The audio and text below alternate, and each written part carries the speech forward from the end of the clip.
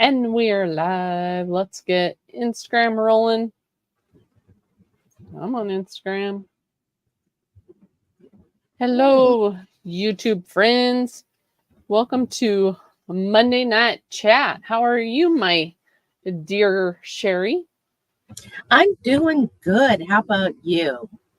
I'm good. It's a Monday, but we had a little bit of rain. It's not bad now, so I'm good. Yeah, it looked like it was going to rain this morning when I went for my sunrise walk. Um, it was kind of overcast, and I kept thinking it's going to rain any minute, but there was nothing on the radar. And I got my walk in, so there's that. Hey, getting that intentional movement in. That's awesome. Absolutely. It was very humid this morning. It was quite the change that I've had the last 2 weeks. I was in Indiana visiting my parents, and it's a big temperature difference between Indiana and Texas. Yeah, for sure. I know you were walking some of those mornings and it was like 50, 60 degrees. And, when you're in Texas walking and it's already 80 degrees. So, yes, big difference. Big Yeah. difference.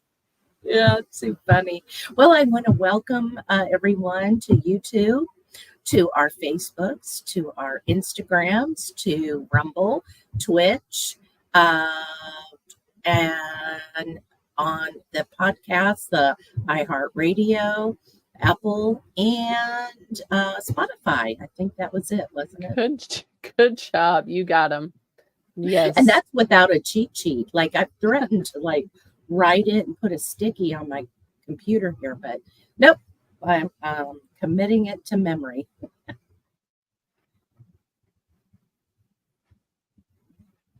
You did good. You did good. Yeah. So, how was your travels back? Did you I know on the way you fat fasted, but did you fast on the way back, or what'd that look like coming back? I did it. My parents wanted to take me out to eat before they took me to the airport, so I did not fat fast on the way back. So I did. We did grab something to eat. I did make sure that once I got into the airport, that I put my blue blocker glasses on, which you can see I'm holding up, and I kept them on the whole plane ride and everything. That makes a huge difference, and this is right down your alley. So if you want to explain why I did this, we can talk about that. Yeah. So when we wear the blue blockers now, I will give a shout out to my friend Rudy at Viva Ray. So I travel with mine as well. I personally, I know you've got the Midwest Red Light ones, which are great. The only difference for me when traveling is when I travel places, for instance, when we went to Hack Your Health, right? I needed to be able to wear them during the day as well at night. I know you did fly back a little bit later when you come from your parents, but the thing I like about the Viva Rays, I do have the Midwest as well, but which have the individual frames. So there's the yellow frames, and these are great during the daytime for people that are working on computers indoors around fluorescent lights. I can't even talk tonight. I have Iris software on my computer, so up here in the office, and you see I just kicked on my red light because I'll be in the office after sunset, but that helps to protect the eyes from blue light toxicity, right? When we are exposed to computer screens or overhead lights, it creates this disruption. There's different colored frames, and like I said, I like the Viva Rays because I can easily explain all the different colors of lenses without swapping out all the different frames. But the orange ones are after sunset, so especially in the wintertime when sun starts setting at 5, 4, whatever time, it helps to not stimulate the cortisol.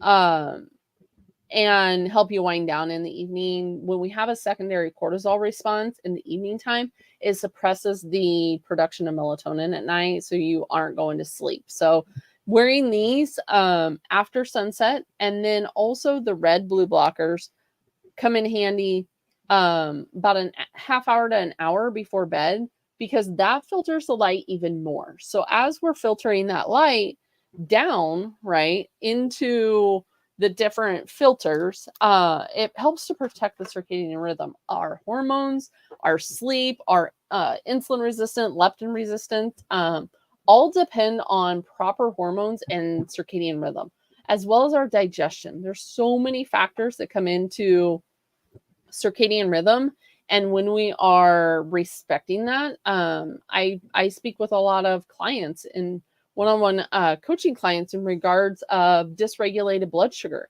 and that is also from blue light toxicity. Basically, I mean, I'll call it what it is, right? The blue light in the amount that we are getting it nowadays is toxic. People are not getting out in nature, they're not seeing sunrise, they're not seeing the natural light of the day. I thought maybe I had a graphic pulled up here, because as the sun comes up over the horizon, I'll pull this graphic up and be able to explain this a little bit better. So as the sun comes up over the horizon, it does end up and change in the light lux, but also in the color, basically. So yes, we always see the visible light. We always end up and see the rainbow, but it is more infrared light at sunrise, and then as it comes up, it gets blue. So it almost looks like a barcode, if you will, as the sun is coming over the horizon. And just the difference in how our body correlates that when we are seeing it, when we're aligned with nature, and being able to absorb this frequency, basically. Anyone has ever got up in the morning, started kicking lights on, and had the dawn effect with their blood sugar? That's because the cortisol is like rampant, right? The body is already in that fight and flight. And so people will also have gut issues. A lot of, quote, leaky gut, a lot of gut motility issues. A lot of this is all regulated gastrically as well. And they don't look at that, right? It's not like it's an open wound that you can see, but it's just they don't look at these different frequencies of light as the sun rises. So that is the deal with the blue blockers. And you'll see us wearing those from time to time, whether we have, the Iris software on or not. But it does truly end up and make a difference when and in how we are starting our day, with respect of the frequencies that and the energy that is coming from the earth. Mm-hmm. Absolutely. So, yeah, I don't have the Viva Rays. I do use the Midwest ones, so I have to trade off the different colored lenses, the glasses. So I have the clear, I have the yellow, and then I have the red lenses. And I've said this many, many times on our podcast that the first time I put the red on, it was about, I don't know, an hour, 30 minutes before I went to bed. And I literally felt tired. I felt my body just relax, like that. Oh my goodness, I need to go to sleep. It was kind of wild. It struck me so profoundly because sleep eluded me. When I got into the space of going down and healing my body almost 3 years ago now, one of the things that I heard over and over was how important sleep was. But yet nobody could answer, how do you get sleep, right? How do you feel tired enough to go to bed at night? Or how do you stay asleep? So Uh, and that it took me quite a while actually till we met each other, and I started into the learning the circadian rhythm through you. But again, nobody, and I didn't feel right taking melatonin. I Because again, I'm trying to heal my body. I didn't want to add more supplements. Although I did at the very beginning, was buying every supplement an influencer talked about. Um, but that's a whole nother, a whole nother thing. But yeah, and until I put those practices into place, um, and I built on it. I didn't change everything overnight. I didn't. Remember the first time you said, okay, go out and get the sunrise in your eye. And I thought, I'm not getting up that early. Is she crazy? That's just not going to happen. Um, and it took me a while to be able to do that. But it was a transition, right? And we talked, I think, 2 weeks ago, 3 weeks ago, we've talked about how to stack your practices, your short term and long term goals, and trying to do too much, you fail. It's just human nature. So, what I did was I started to set my alarm clock back 5 minutes. I know that sounds silly, but and I kept it like at that time for a while. And then a couple weeks, then I would set it back 5 minutes again. I was still getting up. I was still going outside. I was still getting the morning light, which, believe it or not, is better than nothing. Mhm. If you can't hit that sunrise, like this morning, there wasn't really a sunrise. It was overcast. But the light code is still there, and I knew that, and so it's super important. Well, and this is funny. So, um, again, I was in Indiana for 2 weeks, and my cousin Teresa, she had a little mini family get together, and I went from Central Time to Eastern Time. So I was an hour ahead for a little over 2 weeks. And I made the comment that um, I'm used to now getting up. Well, I was getting up at 6 o'clock so I could get outside and do my morning walk in the sunrise. Well, in reality, that was 5 o'clock Central Time. And um, so I said to my cousin, I said, yeah, I bet I'm going to start waking up at 5 o'clock in the morning. And without missing a beat, she says, good, you can walk longer. And I looked at her and I'm like, oh my goodness. I said, that was good. And I'm going to say that on our podcast that she called me out on it. And it was kind of funny. And then my other cousins were standing there and they're like, what? You have a podcast? So that was funny too. But she got me because I'm thinking, oh, I'll just go back to bed. Like I'm not, yeah. So anyway, that was good.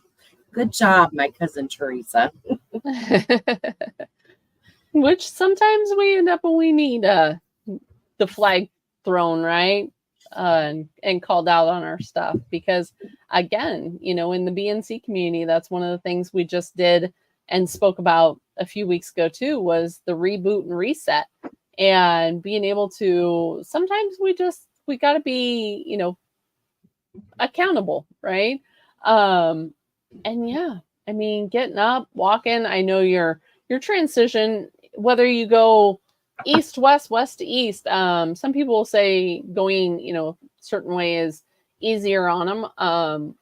I really have kind of gone more like north to south than, so much east to west. But um the biggest thing, even with traveling, is once you get there, to be able to get, back into the swing of things, get the grounding, get the light. um I know you flew in a little bit later, and So it wasn't quite, able to get, but you didn't miss a beat, right? You got right back on instead of saying, "Oh, I'm at mom's. I'm not going to end up and do this. I'm on quote vacation." I know you work there, but um, you could have easily done that. And that is the biggest thing with being accountable, being consistent with it. Many people aren't just consistent. And if they can just hold that consistency. Now, I'm not saying, don't enjoy vacation, right? And be very rigid and very strict with what you're doing. Consistency with variation. And I've had more people look at me like, what the heck is that lady talking about? Consistency with variation. Ain't those, two different things? But even when I traveled to Austin for Hack Your Health, I was still outside. I was grounding in the morning at the hotel. I was, wearing the blue blockers. So some of these things we can end up and take with us. It just takes consistency. Mhm. One of the things too that I traveled with, and I jokingly, I think the last week ago, 2 weeks ago, I was joking that I brought more stuff than I did clothes because of all the practices I have in place. One of the things I did bring was my earthing uh, grounding. This plugs in and I can ground while I'm working. So, because I can't get up and go outside a whole lot and walk away from my laptop, um, so I was I was wired up, right, and it's really easy. So I tested. There's a testing meter that you can test to make sure you're grounded, and I think you have that there, don't you, Becky? Yeah, somewhere. Somewhere. But anyway, It's right here. so you can see that this plugs in. This is only, it's not getting the electricity, it's getting the grounding that you plug in.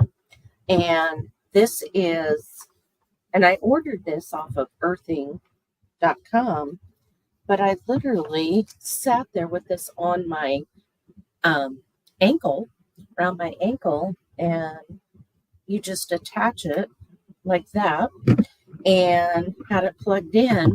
And so I was able to do grounding as well while I traveled. So that was one thing that I did bring. I did, of course, travel with my hydrogen water bottle. So I was drinking hydrogen water.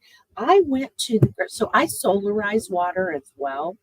And I went to the grocery store like um, the same day I flew in, I went to the grocery store and I got, was trying to find bottles, right, to set outside to solarize. And I couldn't find like just a single mason jar. They wanted like, there was a 4-pack of them. And it's like, no, I don't want four. So I ended up finding this sparkling water um, that was a blue bottle. They were 28 ounces each. So I bought I bought two of them. And so I set those outside. And you and I talked about what was the significance of having a blue bottle versus the clear that I use when I'm home. So we discussed that as well.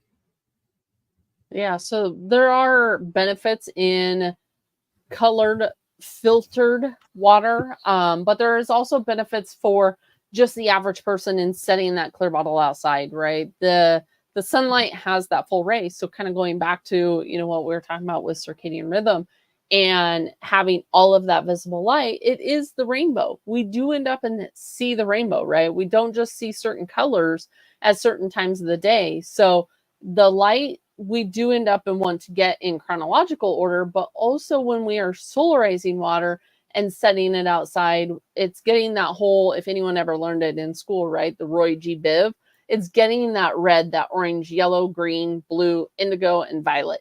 So it's getting sunrise, UVA, UVB, sunset, and then many of us will also leave it out there at night, especially around a full moon.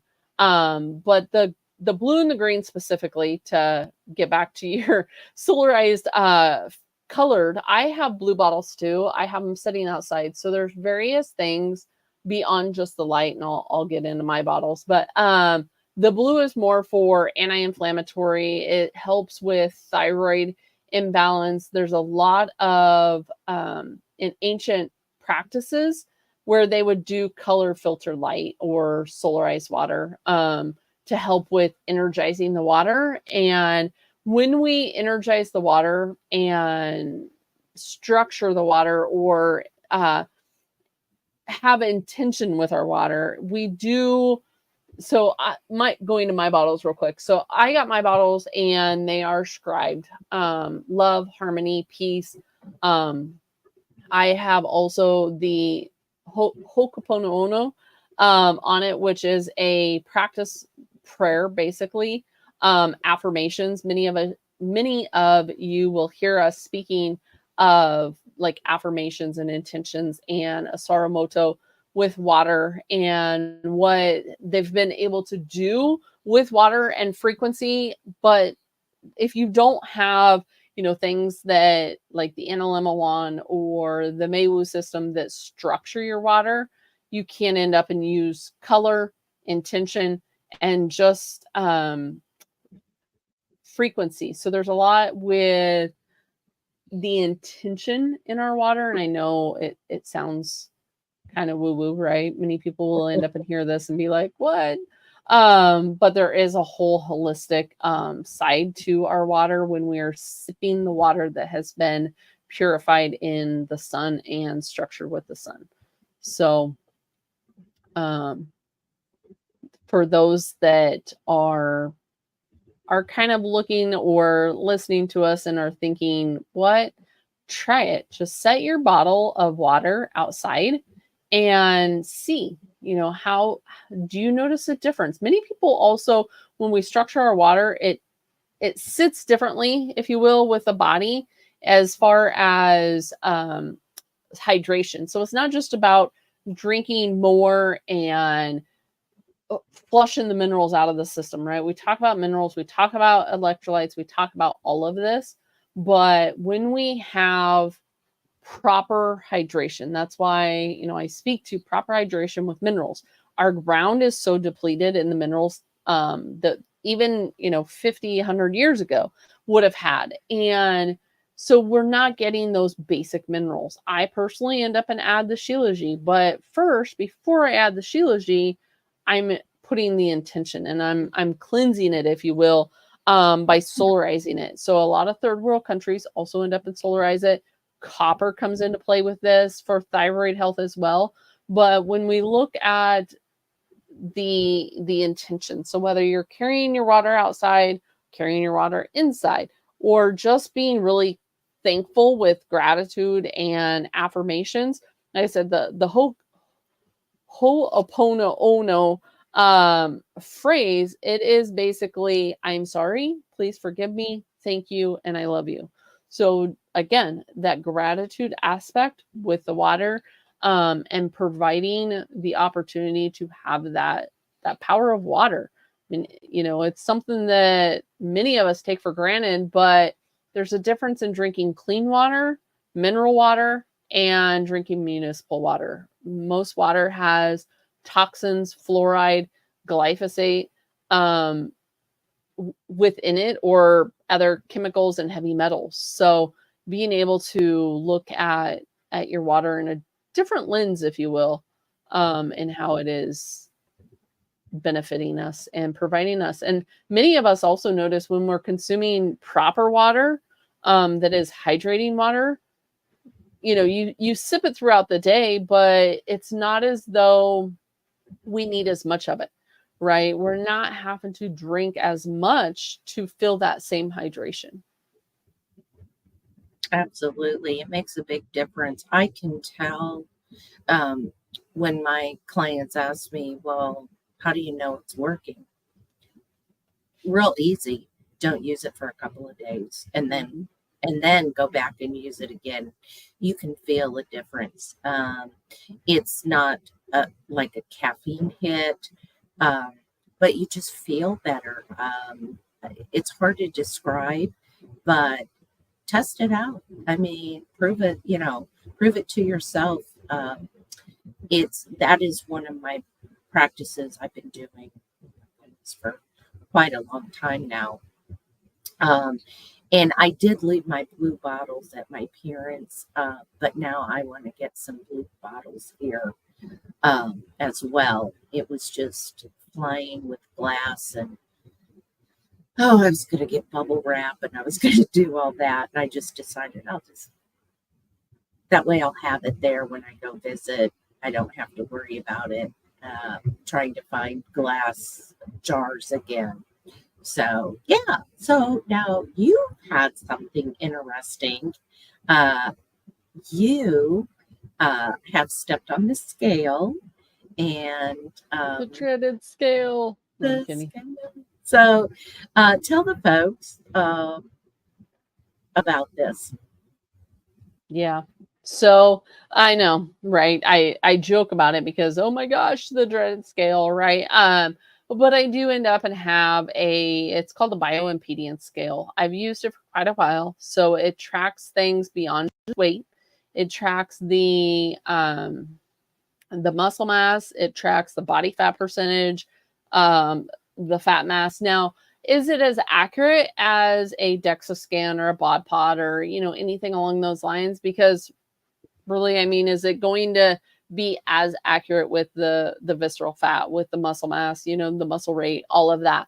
Not necessarily. So, and the reason why I say that is your DEXA scan and those are going to end up and be the gold standard. The biggest thing with it is with the bioimpedance scale is it can be accurate. You just have to be consistent with it.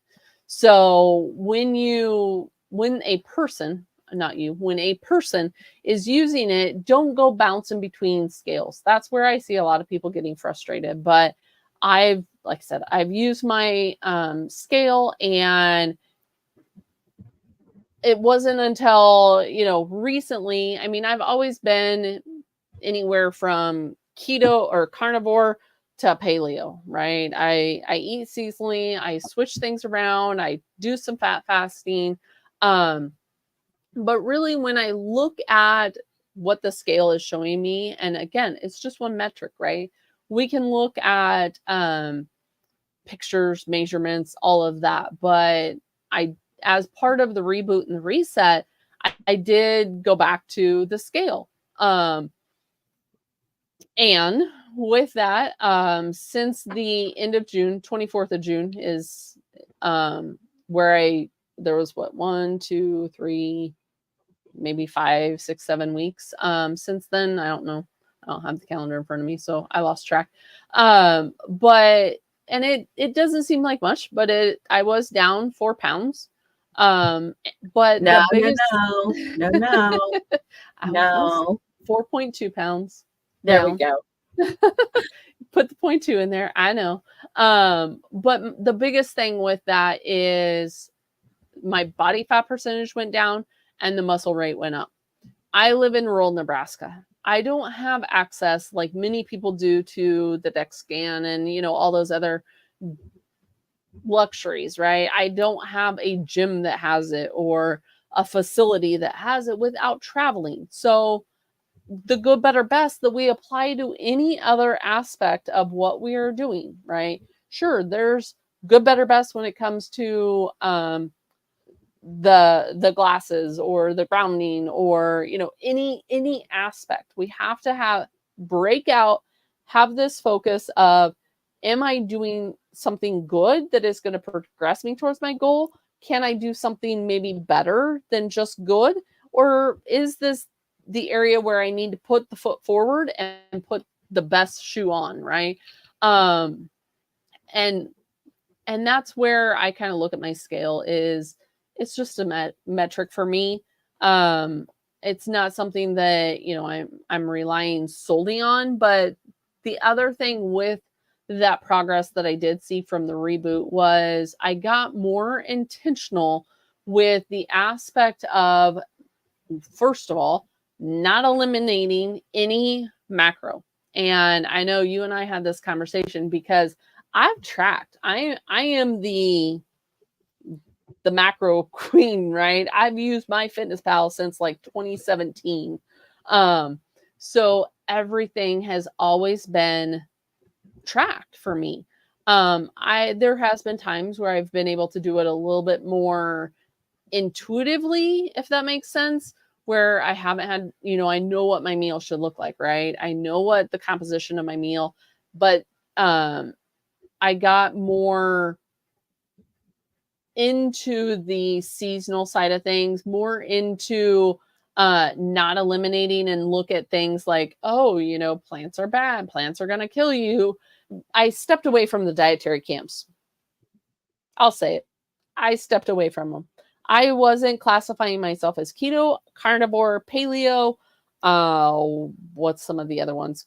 Carnivore, keto, paleo, any of those dietary camps. All I did during my reset was I stepped back with the seasonal lens.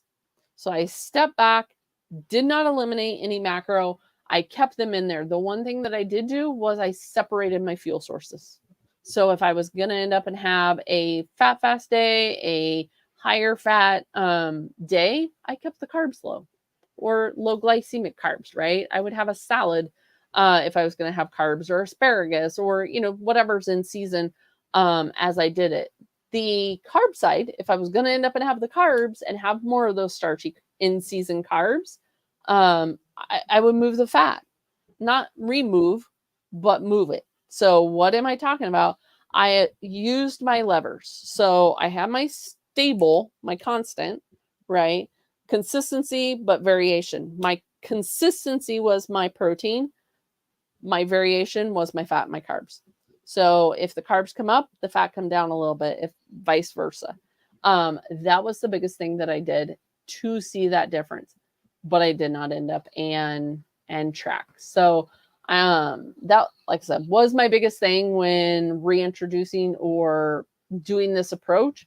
When I see people that are eliminating or really restricting themselves, we start to see hormone issues.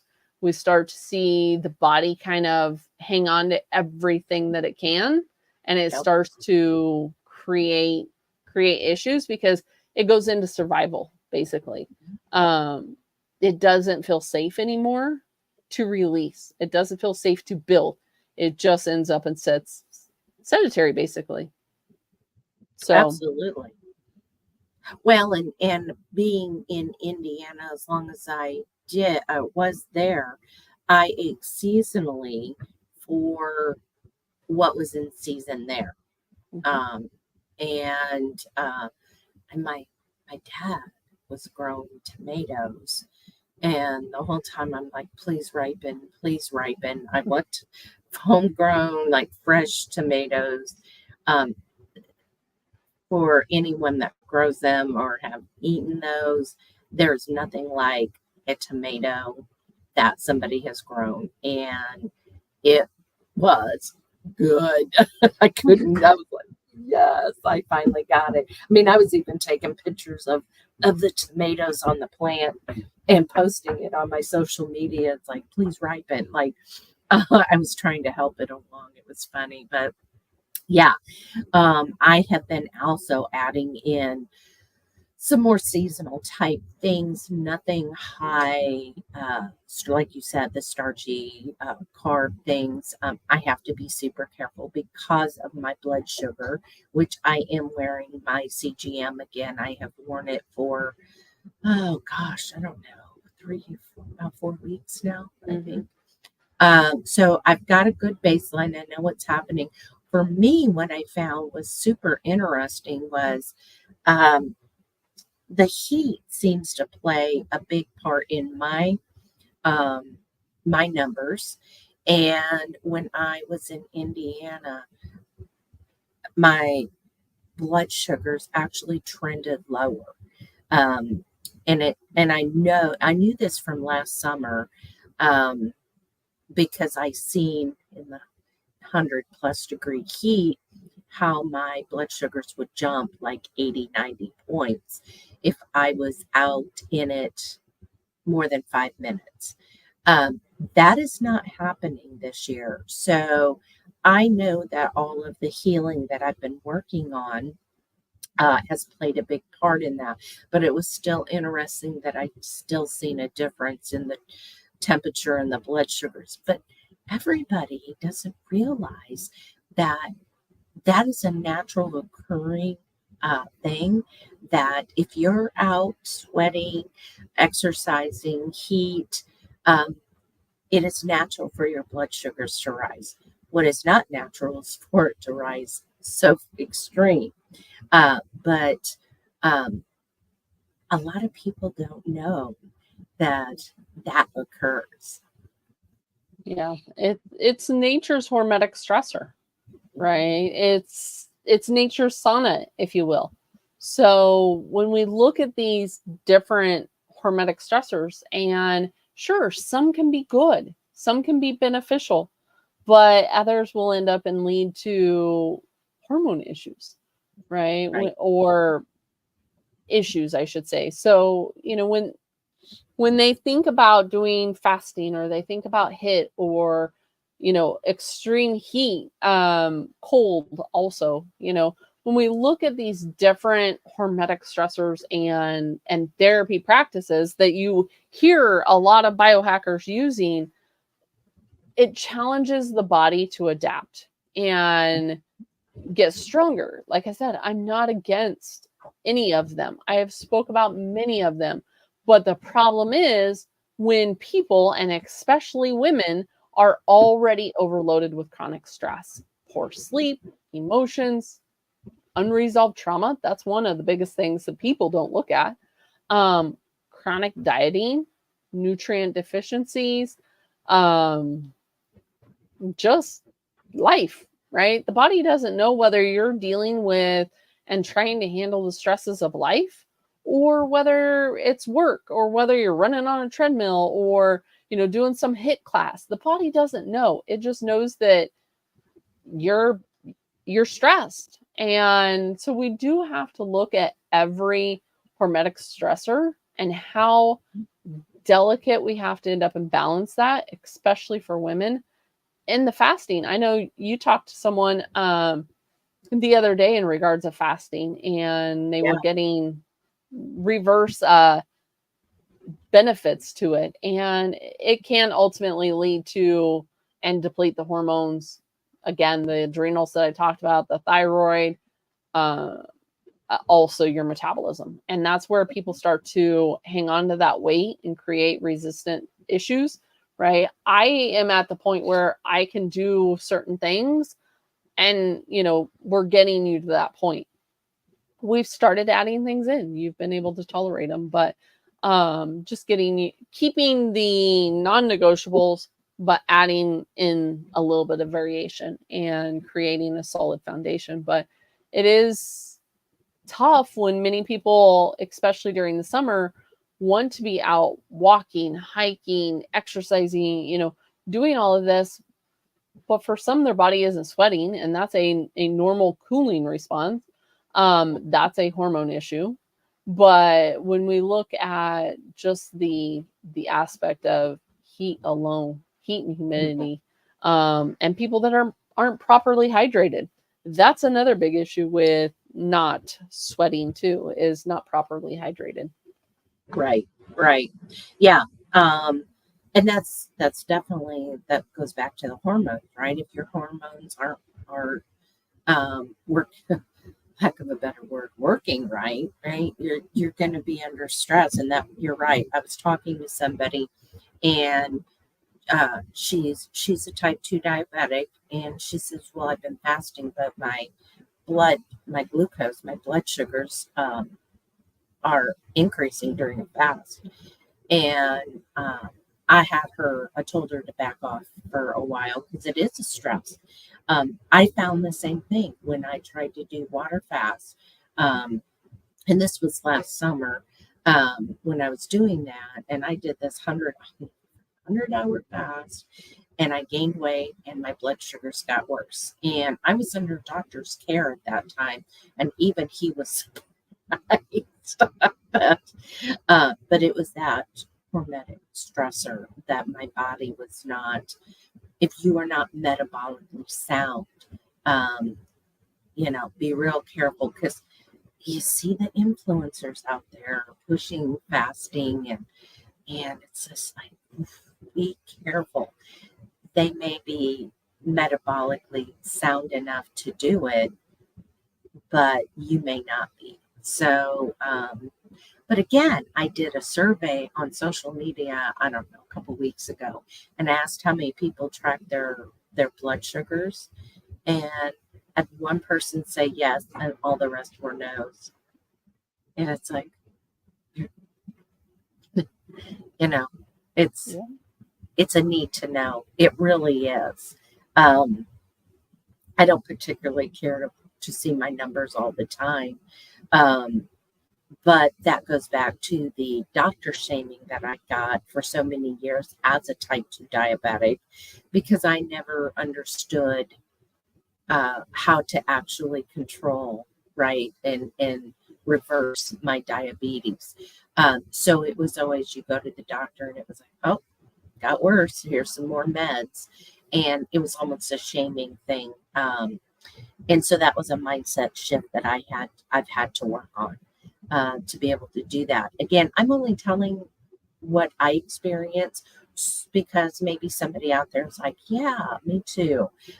So hopefully that helps someone kind of think about what you're doing. But congratulations on on what you've done, and congratulations for not tracking every morsel that went into your mouth, because I know you. It is one of those things where, you know, it doesn't bother me, right? It doesn't stress me, but I also wanted to see, because not everyone wants to. So I'm one of the coaches that, I will try just about anything or experiment with just about anything, to a point, in regards of, methods, and ways of doing it to support my clients, right? I've jumped into different experiments or different challenges with them. I just got done, doing a few challenges in June with clients, with, my quote networks, if you will. And it's fine, but also standing true to what I know from the quantum space, right? I got Right. certified in 2021, and I know that there isn't necessarily a plant that is going to end up and kill me, right? If I end up and I want a little bit of plants on my plate, getting away from that dogma of the dietary camps is one of the biggest things, right? Yeah. I don't care if someone wants to be keto. I don't care if someone wants to be paleo, right? How can we fix a person and move them forward with what they're dealing with? And sure, maybe we end up, and I talked about this in one of the meetings earlier today, of where we reference labels in many community settings because that's what people associate with, right? But when I talk about reducing my carbs, it's because I don't want to activate that Randall cycle. I don't want to have high carb, high fat. That's one of the biggest ways to gain weight, is when you have both of them. But also creating the metabolic flexibility to where maybe you can, and you and I were talking on the phone earlier today, and the meal I had would have sent your blood sugar Oh, well over, 100, and mine was riding in the low 90s, yeah. right? So, Yeah. and I still had a little bit of ketones. Many people struggle to get even just the ketone. I wasn't necessarily shooting for ketosis. I was creating metabolic flexibility, right? I was having more carbs. But that is the benefit, right? That is where being able to switch between them. I wasn't eating them both. but also, like you said, stepping away from the macro tracking, stepping away. We hear a lot of people talk about food noise. Tracking noise is just, in my opinion, as bad. Or again, a stress for many. They don't want to have to weigh and measure and count and be diligent about, Right. every Right. percentage and macro and gram and etc. Right. So if we can create a sustainable way of where we're able to set this up in a form that helps people with, like I said, the foundation, but then also the nutrition side, where it will quiet that noise, it'll activate those same receptors, if you will, for satiety. Right. How can we hit satiety? Yep. Nutrient dense food, Right. seasonal food. The light code is a secondary circadian signal. So I'm not eating a banana in the middle of, I don't know about you, but last time I checked, bananas don't grow in Nebraska. They So don't it's grow in Texas either. so it's not as though I'm sitting down, eating a bunch of bananas or papayas or, anything like that. I am eating for my area, but it's just, and I don't have cravings, the natural satiety is the biggest thing. And how can we hit that without being dogmatic? Right. Oh my goodness, I'm yawning. And you know why I'm yawning? Because Because it's an hour later, right? So my body already is like, it's time to get wind down here and get to bed. And it's only Central Time. It's only 7:47 p.m. But my body knows I'm an hour ahead. It's like, it's getting close to 9 o'clock. We need to be shutting this. Mhm. It wasn't because you were boring, Becky. I wasn't yawning at you.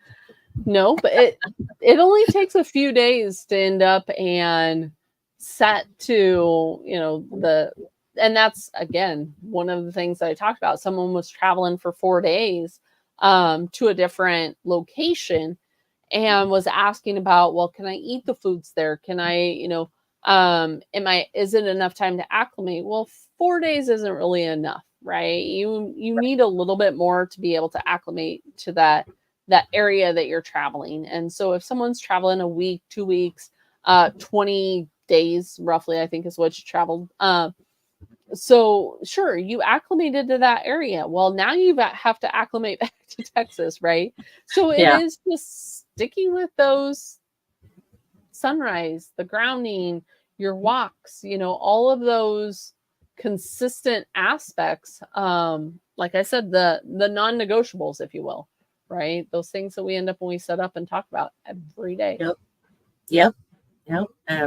So anyway, yeah, no, it's a great trip. I absolutely kept joking, my poor husband, saying, I don't want to come home. And it really was because um, the cooler temperatures were it was such a relief from the night. I mean, while I was gone, the temperature reached 103 while I was gone. And it here in Texas, not in Indiana. And it was like, I just don't want to go back to that. I miss my husband, but other than that, that's about it. Of course, I had fun visiting family and doing all the things that you do. Got to hang out with one of my oldest and best friends. We went to a big flea market in the north part of Indiana. And, we walked around outside for hours. And it was funny because I was watching people and they had sunglasses on. And I had no sunglasses. I didn't put sunscreen on. I know, right? But yeah, so, and, I didn't burn, but I've been working on getting plenty of sun that I don't burn. Now, if I was going to go sit by a pool or a body of water for hours on end, I would use a non-toxic sunscreen. They have those, But for the most part, I don't. Even when we go work on our property that we just acquired, um, I haven't been using sunscreen out there, nor have I been using sunglasses and all that. But uh, it's a change of mindset. It's a change of practices. It's your body really does respond and respond well. I think it's a travesty that the mainstream tells people not to get out in the sun. Um, I do not take a vitamin D supplement at all. My vitamin D, and I know you don't either, we get it from this, we get the natural vitamin D, right?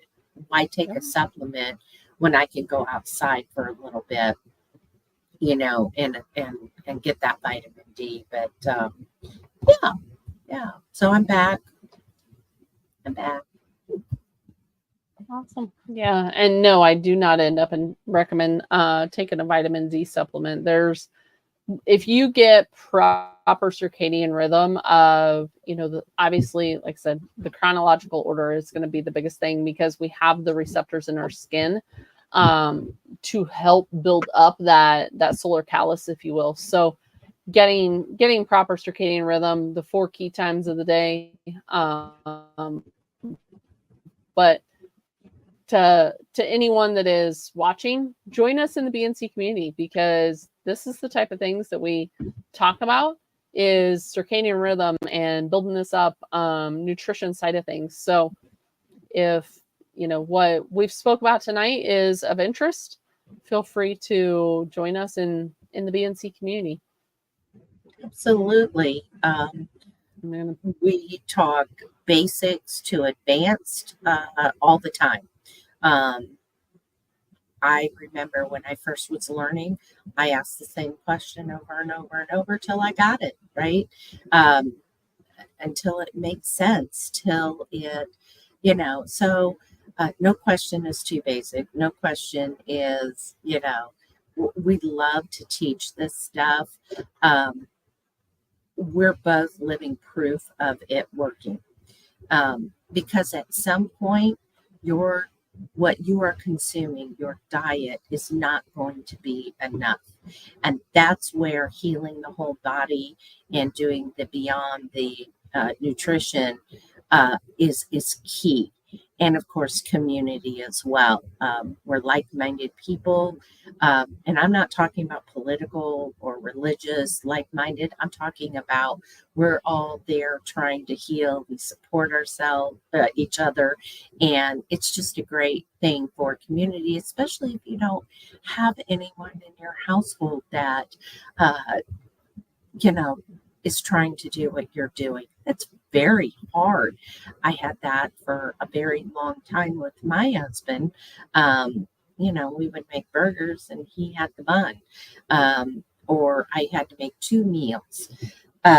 So we know that that's important to have that community as well. 100%. Absolutely. So, don't wait. Join us over there because we do still have a meeting even yet tonight. We got several meetings throughout the week by various 8 different coaches jumping into anywhere from mental health and addiction to exercise. So join us over there. We'd be happy to have you. But any final words, my dear? Absolutely. Don't forget to comment, like, subscribe to our podcast. We don't have sponsors. We're just 2 women having conversation, but it does help with the algorithms. And we want to get the word out as much as possible to help people heal themselves, heal the whole body, right? So do like, do subscribe. We definitely appreciate it. We are definitely working on some guests. I was even while I was in Indiana, I was working on getting some guests for the podcast. So hopefully we can get those set up and get going on getting some guest speakers. If you guys have somebody that you think would be great for us to talk to, let us know in the comments. We would appreciate that. Any last words from you, Becky? Nope. Other than if there's a topic or something you'd like us to discuss, expand on, feel free to put that in the comment section as well, whether it's over here on YouTube or on our Instagram. We also stream to Facebook, so you can find us on Facebook too. We're kind of in every social media platform, but let us know your questions if you have them, and we will be back next Monday. Next Monday. Thank you guys so much for watching live and watching this on replay. We do appreciate it. Have a good night. Good night, everyone.